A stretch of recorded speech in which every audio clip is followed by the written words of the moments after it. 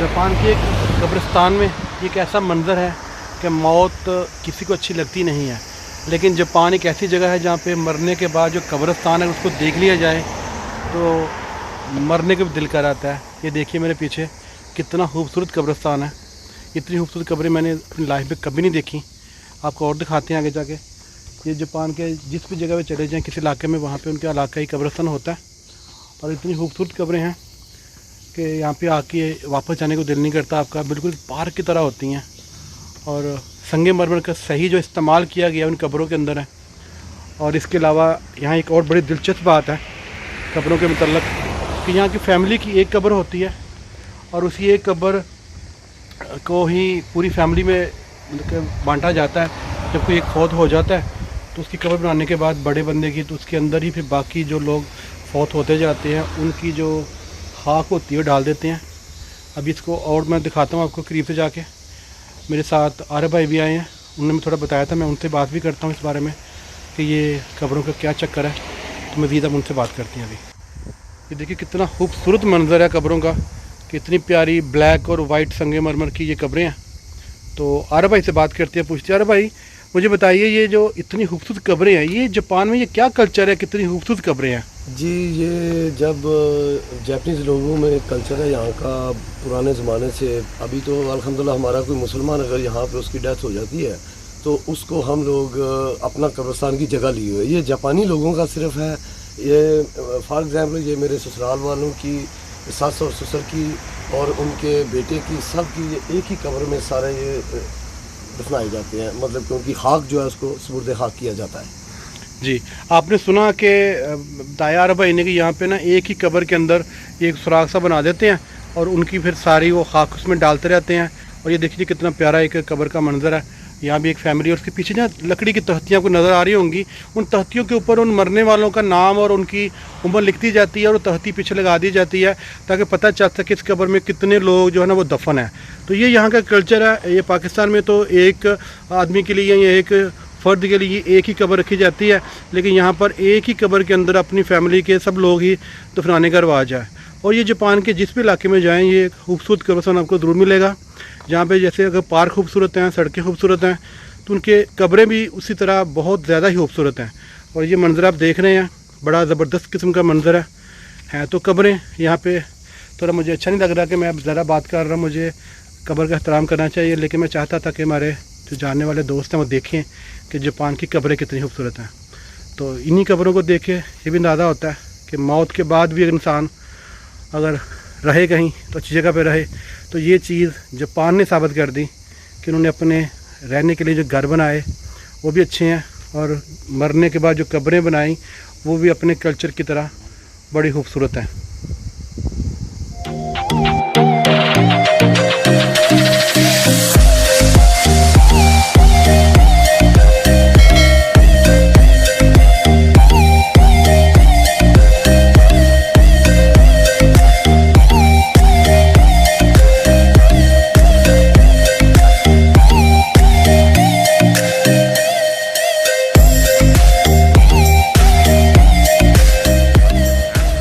अभी हम नरीता स्टेशन पर आ चुके हैं और यहाँ से हम जाएंगे वापस, बल्कि वापस नहीं जाएंगे, आगे जाएंगे। वीनो हमारा स्टेशन है, वहाँ पहुँचेंगे। वहाँ वीनो मेला लगा हुआ है, वहाँ पे 3-4 दिन का ये मेला था। ये 14 अगस्त तक जारी रहेगा। ये आर्य भाई हमें छोड़ने आए थे, साथ भट्ट साहब थे, उनको अलविदा कर दिया फैजी भाई ने। और ट्रेन भी जा रही है ऊपर से, आप मेरे पीछे ट्रेन देख सकते हैं। अभी हम हमारे सामने स्टेशन है, वहाँ पार्किंग की जगह नहीं थी तो हमें थोड़ा फासले पर उतरना पड़ा। और अपना सामान ये देखें ना, दोनों अपना सामान खींच के लेके जा रहे हैं। और यहाँ से हम निकलेंगे स्टेशन से, वीनो की गाड़ी भी बैठेंगे। गाड़ी जो है इनकी पूरे जापान में घूमती है, लेकिन हमारा स्टेशन वीनो होगा। रात वहाँ गुजारेंगे, रात को मिला मौका तो थोड़ा घूमे फिरेंगे, नहीं तो आराम करेंगे। ज़रूर घूमेंगे जी, अभी तो बड़ा टाइम है घूमने। पहली भाई कह रहे हैं अभी ज़रूर घूमेंगे, क्योंकि 2-3 दिन हमने खूब घूमे। आज रात हम थोड़ा ईद की रात घूमे नहीं थे, बस ज़्यादातर पार्टी की थी। टोक्यो जो है वो एक बड़ा सिटी है और वीनो पार्क का एक पॉपुलर है, बहुत ज़्यादा वेरी पॉपुलेशन एरिया। रात को लाइट टाइम है वहाँ पर, नाइट लाइफ इंजॉय करेंगे, लोगों को देखेंगे, खुद भी इंजॉय करेंगे, पार्क में बैठेंगे। आपसे वहाँ बैठ के भी इंशाल्लाह बातें करेंगे। तो फैज़ी भाई के इरादे बड़े ऊँचे हैं जी। कल भी ये कह रहे थे घूमें फिरेंगे, लेकिन जल्दी सो गए थे। आज मैं कोशिश करूँगा इनको सोने ना दूँ, तो थोड़ा सा वक्त इनके साथ गुजारेंगे। नहीं, मैं आधा घंटा अभी सो ये के उठ गया था सर दोबारा। थोड़ी चढ़ाई है, मेरा बात करते करते सांस फूल रहा है क्योंकि सामान मेरे पास है चढ़ाई खत्म हो गई। और चढ़ाई थोड़ी सी रह गई है बस। हम स्टेशन के पास पहुंच चुके हैं। ये नरीता स्टेशन है। नरीता में एक्चुअली 2 स्टेशन है, एक नरीता एयरपोर्ट स्टेशन कहलाता है और एक नरीता स्टेशन है। इस वक्त हम नरीता स्टेशन पे हैं। यहाँ से टिकट लेंगे और टिकट लेके हम लोग निकलेंगे वीनो के लिए।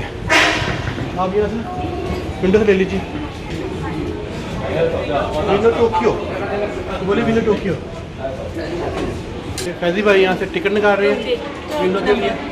हमें प्लेटफॉर्म नंबर 2 हमें बता रही हैं ये यहाँ पे स्टेशन से प्लेटफॉर्म नंबर 2।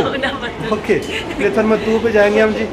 ये इशारा कर रही हैं कहाँ जाना हमने। तो चूँकि मैं यहाँ सफ़र कर चुका हूँ, हमें पता तो है, लेकिन यहाँ के जो रेलवे के मुलाजमीन हैं ये बड़े मतलब प्यारे लोग हैं। हर चीज़ को बताते हैं, अपना काउंटर छोड़ के बाहर आके मुझे बताया उन्होंने। हालांकि मैं इसको जानता था, इन चीज़ों को पहले यहाँ सफ़र कर चुका हूँ, तो उसके बावजूद तो बाहर आई हैं खातून और हमारे साथ खड़ी होकर उन्होंने मशीन का भी बता दिया और प्लेटफार्म 2 का भी बता दिया। ये जापान में एक ख़ास बात है कि जापान के लोग आपको बहुत अच्छा गाइड करते हैं, लेकिन किसी किस्म की उनके अंदर ये झिझक नहीं होती और ना ही वो आपसे बेजार होते हैं। आप एक बार इनको 10 बार भी पूछेंगे कोई बात तो 10 बार बताएंगे, उतने ही मुस्कुराहट के साथ। ये चीज़ मैंने बाकी कंट्रीज में देखी है, कम है, लेकिन जापान में ये चीज़ बहुत ज़बरदस्त है। बस आप उनसे कुछ चीज़ पूछें सही, ये आपकी मदद के लिए भागे भागे आते हैं। तो जी फैज़ी भाई बताइए, आपने टिकट ले लिए?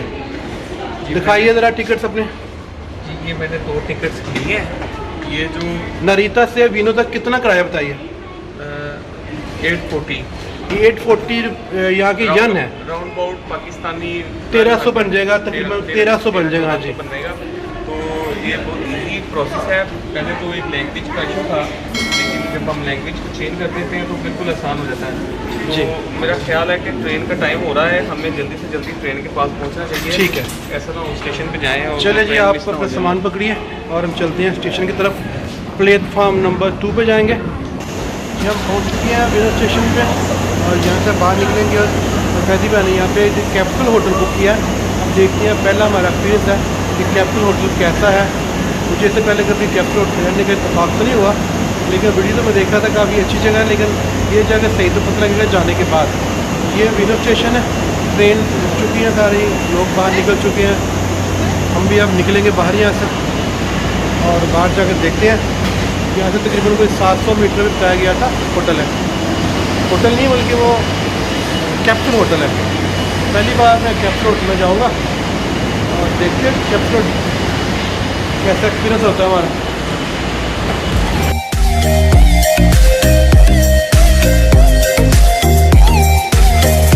टोक्यो के पास वीनो स्टेशन है, यहाँ पे वीनो पार्क में मेला लगा हुआ है। कल हम इंशाल्लाह मेले पे जाएंगे, आपको दिखाएंगे कि यहाँ पे पाकिस्तानियों का बहुत ज़बरदस्त एक मेला है। कल हम उसको देखेंगे।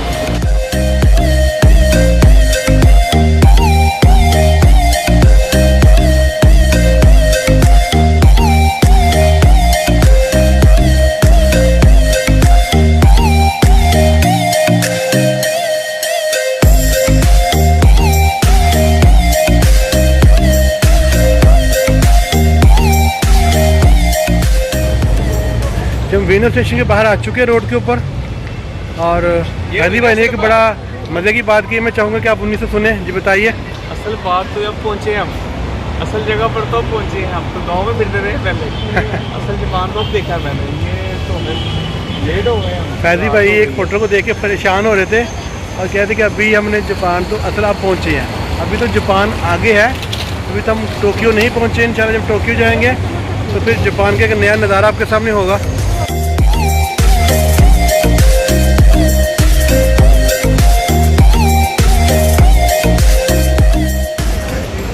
मैप मारना पड़ेगा मुझे। लगेज जो है ना वो जब तक हम कमरे में नहीं रखेंगे ना हम थक जाएंगे, तो हम लगेज को स्टोर करके फिर हम घूमने निकलते हैं। मुझे लगता है कि आज सारी रात हम घूमते रहेंगे क्योंकि ये जो रोशनियों का शहर है यहाँ पर तो अंधेरा नहीं होगा। तो अभी हम एनर्जेटिक हैं, तो अपना लगेज हम पैक करते हैं, जाके तो लॉक करते हैं, वहाँ पे रूम में रखते हैं और फिर उसके बाद घूमते हैं मेरे ख्याल में। ये मुझे लगता है पीछे वेनिंग पार्क है, ये बाहर एक्सीडेंट आ गया, उतना आ गया। तो ये फ़ोन के अंदर जब तक मैं गूगल नहीं यूज़ करूँगा मुझे समझ नहीं आएगी मैं कहाँ हूँ।